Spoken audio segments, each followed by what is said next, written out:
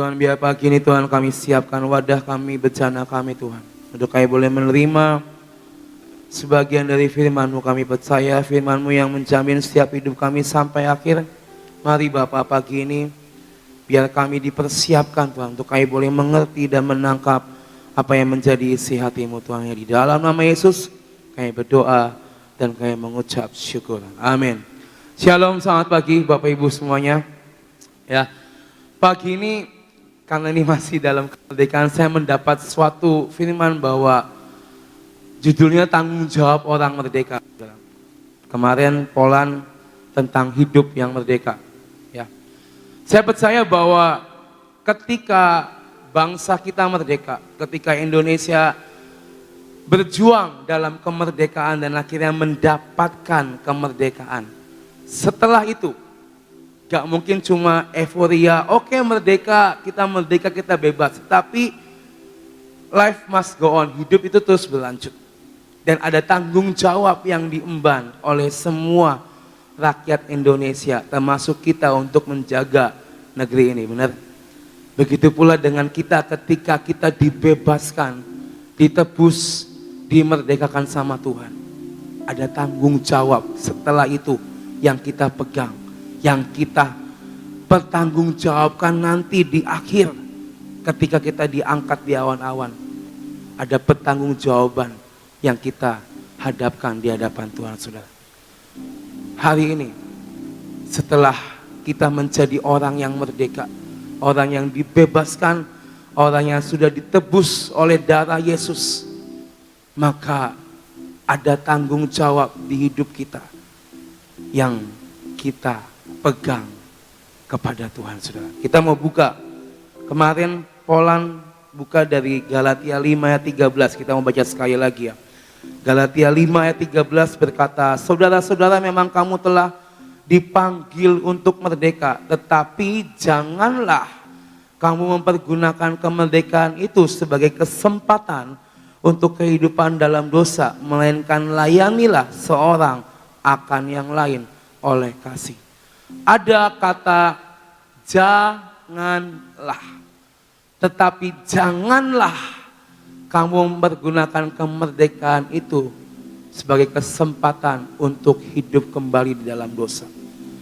Kata janganlah inilah tanggung jawab yang kita emban di hadapan Tuhan, saudara.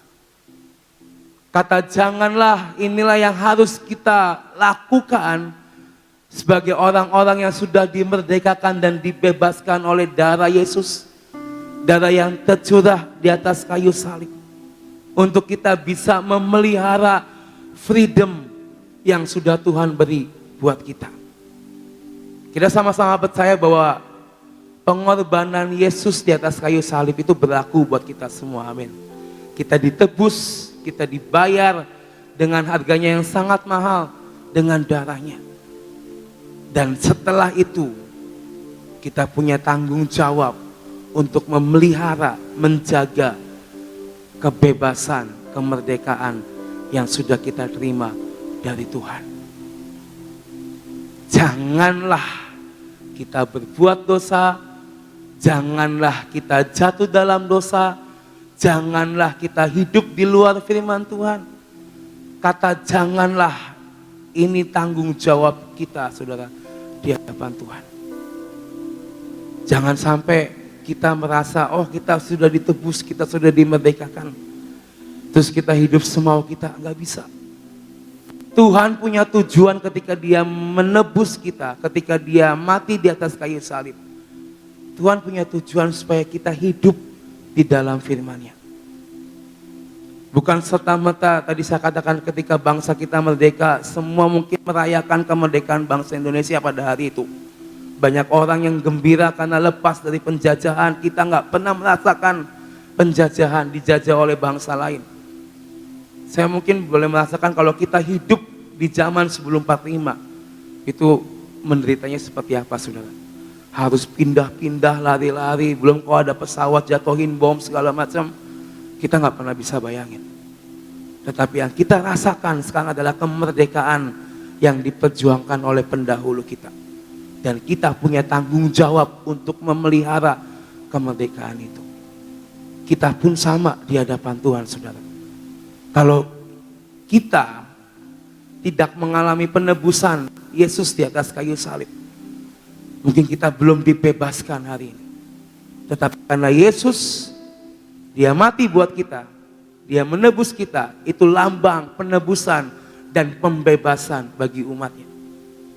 Dan setelah itu kita wajib memelihara, bertanggung jawab freedom, kebebasan yang sudah kita miliki. Makanya ada kata janganlah. Tetapi kadang kita sebagai anak-anak Tuhan sering berkompromi dengan dosa. Sering kita istilahnya udah tahu itu jangan, tapi tetap dilakukan. Hari ini saudara, Tuhan pengen kita bertanggung jawab akan apa yang sudah Tuhan beri dalam hidup kita. Kita mau buka dari Yohanes 8 ayat 31 sampai 36 saudara. Yohanes 8 ayat 31 sampai 36. Maka katanya kepada orang-orang Yahudi yang percaya kepadanya, jikalau kamu tetap dalam firman-Ku, kamu benar-benar adalah murid-Ku. Dan kamu akan mengetahui kebenaran, dan kebenaran itu akan memerdekakan kamu. Jawab mereka, kami adalah keturunan Abraham dan tidak pernah menjadi hamba siapapun. Bagaimana engkau dapat berkata kamu akan merdeka? Kata Yesus kepada mereka, aku berkata kepadamu sesungguhnya setiap orang yang berbuat dosa adalah hamba dosa. Dan hamba tidak tetap tinggal dalam rumah, tetapi anak tetap tinggal dalam rumah. Jadi apabila anak itu memerdekakan kamu, kamu pun benar-benar merdeka. Ketika Tuhan, anak Allah yang memerdekakan kita, dikatakan kita pun benar-benar merdeka. Karena kita mendapat penebusan, kita mendapat jaminan dari firman Tuhan. Setiap firman yang kita baca, saya sering katakan nggak cuma untuk kita baca dan diam, tapi belajar untuk menjadi pelaku firman. Kita bertanggung jawab pada setiap ayat Alkitab yang kita baca setiap hari. Kita pun juga punya tanggung jawab terhadap firman yang kita dengar setiap hari. Apakah kita mau melakukan atau kita cuma mau diam, saudara? Tuhan mau untuk kita sebagai anak-anak yang gak cuma diam, tapi menjadi pelaku firman. Bertanggung jawab kepada setiap firman yang kita terima. Melakukan firman. Kalau kita melakukan firman, berarti kita sedang melakukan tanggung jawab kita di hadapan Tuhan. Karena ini firman buat kita semua, amin. Firman yang kita baca itu buat kita anak-anak Tuhan, bukan buat yang lain. Maka ada tanggung jawab yang harus kita perjuangkan dan pelihara. Sama ketika dulu para pahlawan, para pejuang, mereka punya tanggung jawab kepada presiden, kepada semua rakyat Indonesia.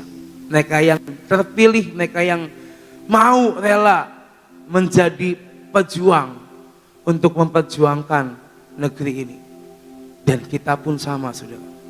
Kita harus berjuang dalam hidup kita. Berjuang dari apa? Berjuang dari setiap dosa dan kesalahan kita. Karena intinya kita sudah ditebus, kita sudah dibebaskan. Dan kita harus berjuang jangan sampai kita jatuh kembali kepada kesalahan yang sama. Tanggung jawab itu besar yang harus kita pegang. Dalam pekerjaan pun kita punya tanggung jawab dengan atasan kita. Nggak jauh-jauh deh dalam lingkungan ini. Setiap peralatan musik yang ada itu tanggung jawab kita sebagai para penyembah soundman terhadap Ibu Gembala dan juga Tuhan kita. Karena semua ini milik Tuhan. Kalau kita nggak memelihara, kalau kita nggak mau merawat, rusak semuanya. Kalau kita nggak mau secara rutin memelihara, mungkin mic atau mungkin piano atau mungkin drum yang udah bolong dibiarin, bolong nggak diganti, nggak akan menghasilkan suara yang indah untuk kita dengar dan kita sama-sama nyembah Tuhan. Tapi semuanya punya tanggung jawab untuk memelihara itu, untuk menjaga itu. Sama halnya dengan hidup kita, saudara. Kita punya tanggung jawab untuk memelihara kebebasan yang sudah Tuhan beri dalam hidup kita. Tanggung jawab apa yang harus kita perbuat hari-hari ini, Bapak Ibu semua? Kita buka ayat 1 Petrus 2 ayat 16. 1 Petrus 2 ayat 16. 1 Petrus 2 ayat 16. Hiduplah sebagai orang merdeka dan bukan seperti mereka yang menyalahgunakan kemerdekaan itu untuk menyelubungi kejahatan-kejahatan mereka, tetapi hiduplah sebagai hamba Allah. Hiduplah sebagai orang merdeka, hiduplah sebagai orang yang sudah ditebus dengan darahnya yang mahal. Dan jangan kita menyalahgunakan darahnya itu untuk menyelubungi hidup kita dari kejahatan-kejahatan, saudara. Kadang kita gampang memanipulasi. Mungkin kita sering dengar di gereja holy di luar gimana. Tetapi hari ini Tuhan cuma pengen, ayo kita sama-sama bertanggung jawab dan berjuang untuk apa yang sudah Tuhan beri di dalam kehidupan setiap kita. Kalau boleh saya bagikan ada 2 hal tanggung jawab apa yang harus kita perbuat, apa yang harus kita lakukan. Yang pertama, hidup benar sebagai manusia baru. Saya percaya ketika kita sudah menerima penebusan, kita menjadi manusia yang baru. Kita terima Roh Kudus, kita terima urapan Roh Kudus, kita diperbaharui oleh Tuhan. Dan bahkan setiap pagi kita berdoa, Tuhan tolong perbaharui tubuh jiwa rohku. Kita diperbaharui setiap hari. Inilah kewajiban kita dan tanggung jawab kita sebagai orang merdeka. Hidup benar sebagai manusia baru. Karena setelah kemerdekaan Indonesia tahun 45 itu memasuki era yang baru sampai pada hari ini. Sama ketika Yesus mati di atas kayu salib, itu adalah era yang baru sebagai anak-anak Allah, umat-umat Tuhan sampai pada hari ini. 2 Korintus 5 ayat 17 berkata, siapa yang ada di dalam Kristus, ia adalah ciptaan baru. Yang lama sudah berlalu, sesungguhnya yang baru sudah datang. Berarti dengan kata lain, yang lama ketika kita terima freedom, dibebaskan, kita tinggalkan, saudara. Kita menapak sesuatu yang baru sama dengan Tuhan. Kita menapaki sesuatu yang baru dalam kehidupan kita. Melangkah bersama dengan Tuhan.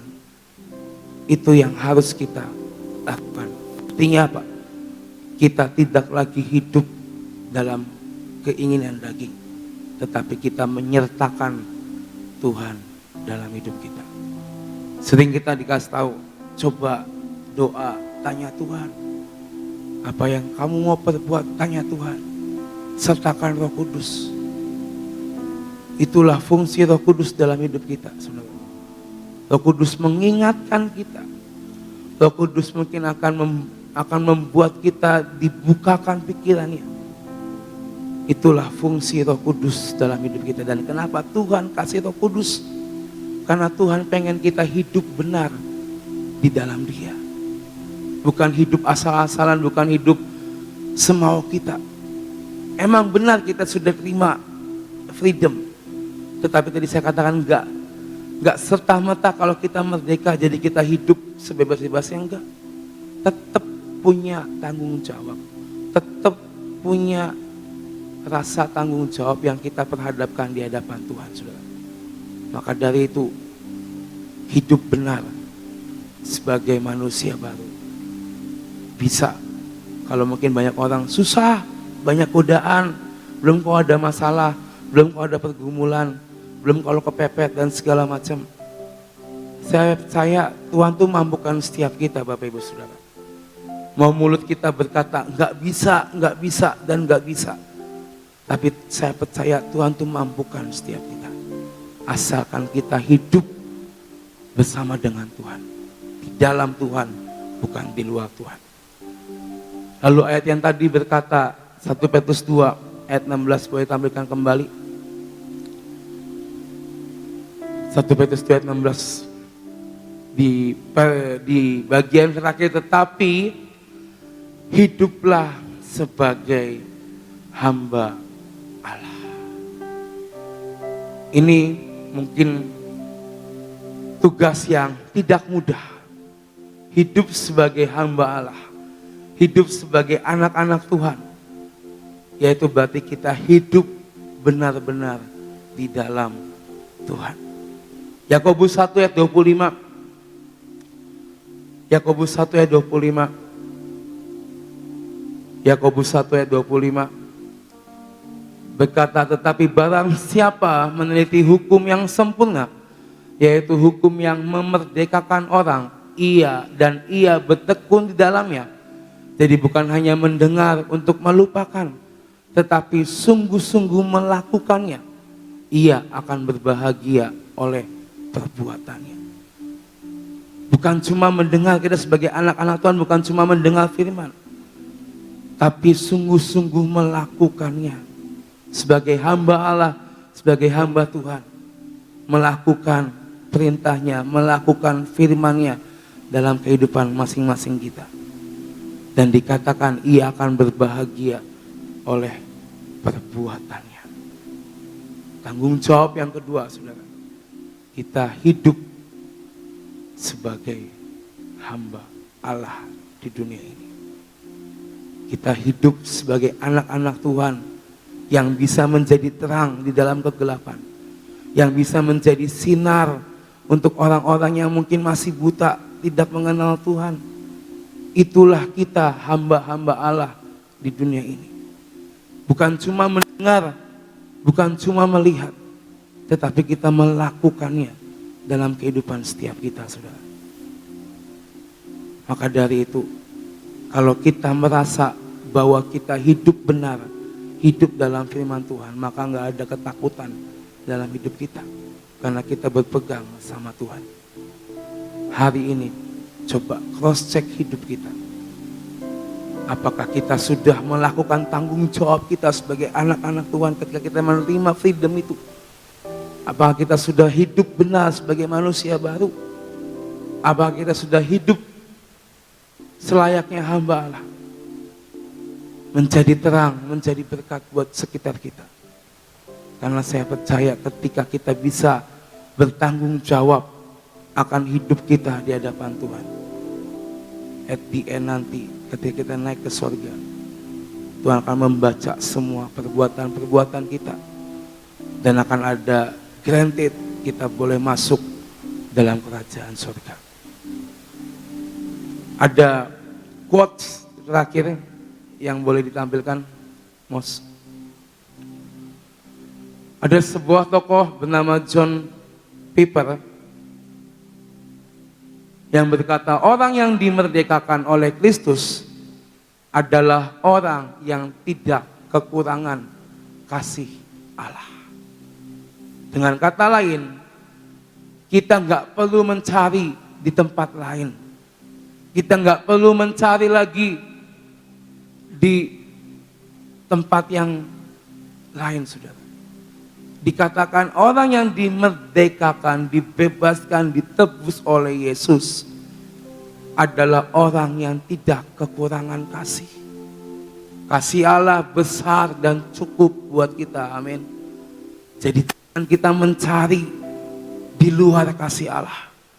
Jangan kita mencari-cari lagi, jangan kita kepo-kepo lagi. Is enough. Apa yang Tuhan beri, saya percaya itu cukup buat setiap kita. Maka dari itu pada hari ini Bapak Ibu Saudara, kita nggak pernah kekurangan kasih Allah.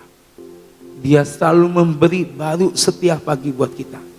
Asalkan wadah kita benar di hadapan Tuhan.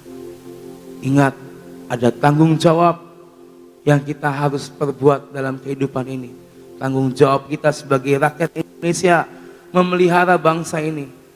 Tanggung jawab kita sebagai anak-anak Tuhan memelihara kehidupan kita untuk kita berjuang sampai garis akhir. Jangan kita melenceng, jangan kita belok kanan kiri, tapi kita tetap ada di dalam jalan Tuhan sampai akhir.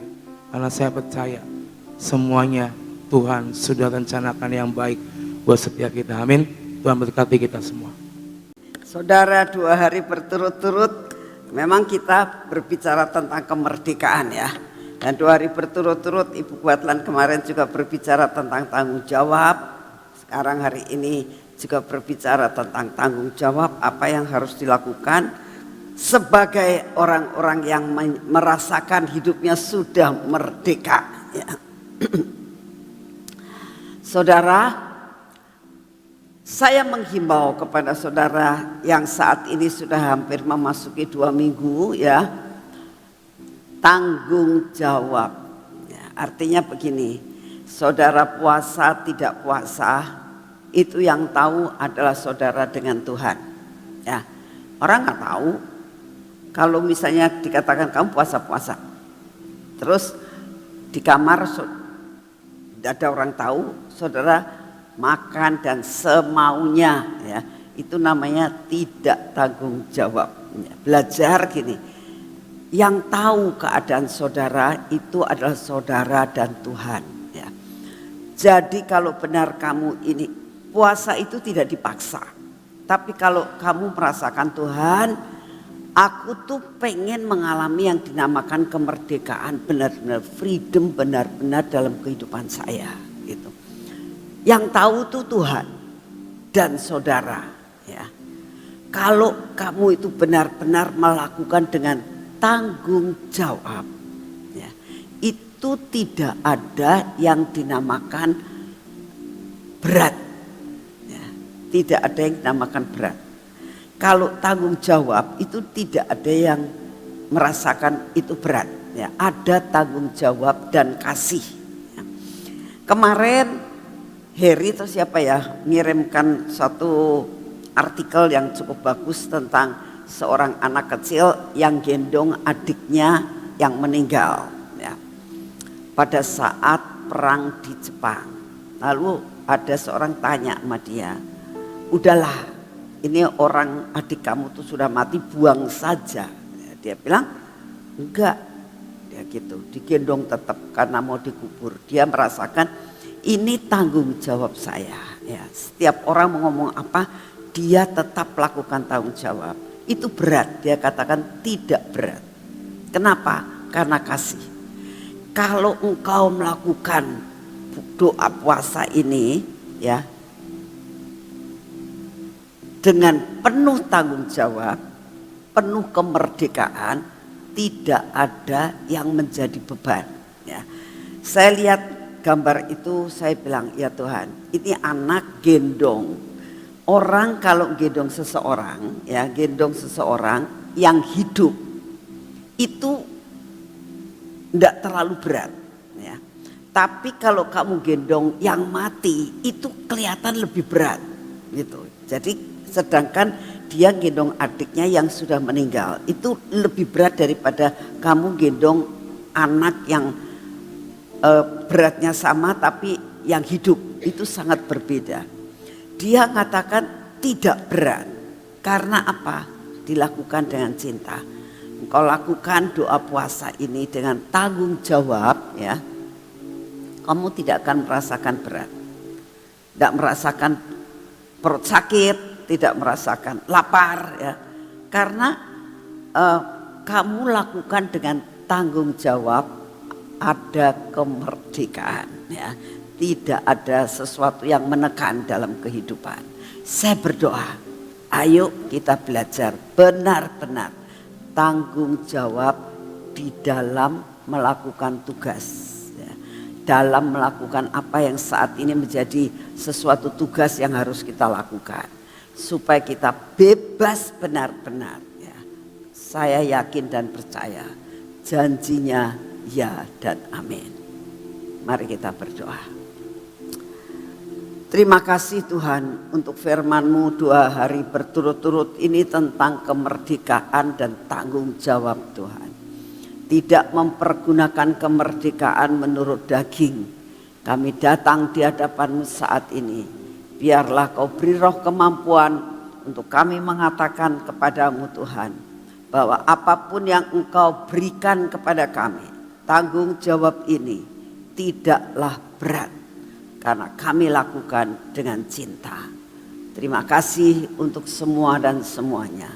Bapak, saat ini kami datang di hadapan-Mu. Kami tetap mau berdoa dan bersyukur untuk segala sesuatu yang Engkau sudah kerjakan sampai saat ini untuk bangsa ini. Kami bersyukur untuk Bapak Presiden kami. Kami bersyukur untuk Bapak Wakil Presiden yang Engkau anugerahkan buat kami. Kami bersyukur untuk semua keputusan, semua ide-ide, semua apa yang sudah dikerjakan oleh Bapak Presiden kami. Tuhan, kami sangat merindukan Engkau berikan kepada bangsa ini penerus yang benar Tuhan. Kasihani bangsa ini supaya apa yang sudah direncanakan untuk 10 tahun ke depan menjadi suatu kenyataan. Kami tidak tahu apakah 10 tahun ke depan ini Engkau sudah datang untuk mengangkat kami atau belum. Tapi kami tahu sekalipun Engkau mengangkat kami, dunia masih tetap berjalan seperti biasa. Oleh karena itu ya Bapak, sungguh kami datang di hadapan-Mu. Engkau yang akan mengatur di dalam segala perkara. Tuhan, kami berdoa, Engkau jamin bangsa dan negara kami. Berikan seorang pemimpin Tuhan untuk menjadi penerus daripada semua yang sudah direncanakan. Supaya apa yang sudah dijalankan tidak sia-sia. Terima kasih untuk semuanya. Kami datang di hadapan-Mu pada saat ini Tuhan. Engkau sendiri ya Tuhan yang akan memberikan kekuatan, kesehatan, hikmat buat Bapak Presiden kami. Terima kasih untuk kasih setiamu. Engkau jagai hatinya Tuhan untuk tetap teguh percaya kepadamu bahwa Engkaulah yang akan memegang kendali dari bangsa ini. Terima kasih untuk semuanya. Semua lancaran-lancaran, semua yang dilakukan oleh orang-orang yang tidak bertanggung jawab. Kami minta di dalam nama-Mu, Engkau yang akan menyelesaikannya di dalam negara kami. Terima kasih Tuhan Yesus. Kami tetap berdoa Tuhan untuk segala keamanan yang ada di bangsa ini. Kami berdoa Tuhan untuk cuaca yang tidak menentu, kemarau yang panjang. Kami percaya Tuhan. Kami percaya Tuhan, Engkaulah yang akan mengatur dalam segala perkara. Oleh karena itu saat ini berikan kepada kami daya tahan tubuh yang baru. Supaya daya tahan tubuh kami adalah daya tahan tubuh yang kuat Tuhan. Memasuki hidup kami sehingga kami kuat dan sehat Tuhan. Terima kasih untuk kasih setiamu. Segala pujian, hormat dan syukur kami naikkan kepadamu. Apapun bencana alam yang Kau izinkan terjadi, Engkau pasti akan memeliharakan kami sebagai anak-anak-Mu. Terima kasih untuk semuanya. Kami berdoa Tuhan tetap untuk lawatan pulau-pulau, lawatan bangsa-bangsa. Engkau kirimkan anak-anak-Mu Tuhan untuk dapat membuat lawatan, melakukan bagiannya dengan penuh tanggung jawab, memerdekakan setiap jiwa. Terima kasih untuk semuanya. Di dalam nama Tuhan Yesus, mari kita masuk dalam pengurapan.